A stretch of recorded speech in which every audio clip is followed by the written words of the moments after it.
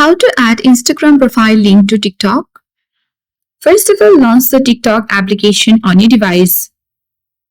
Make sure to log in and sign into your account. Then tap profile icon at bottom right corner of the screen. On your profile feed, select Edit Profile button. And then you will land on the Edit Profile section where you can see Social section at bottom of the screen.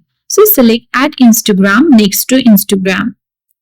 And after a while, you will see the login page of Instagram where you have to enter all the credentials. You can either continue with Facebook or enter your phone number, username or email of Instagram and the password and log in. So let's log into our Instagram account. Now, if you wish to save your login information, select Save Info, otherwise tap Not Now button. And then after a while, once you have logged into your Instagram, your account or profile link of Instagram will be successfully added to TikTok. So that's all for today. Hope this video helped you. If you are new to our channel, hit the like button and subscribe for more tech and tips videos.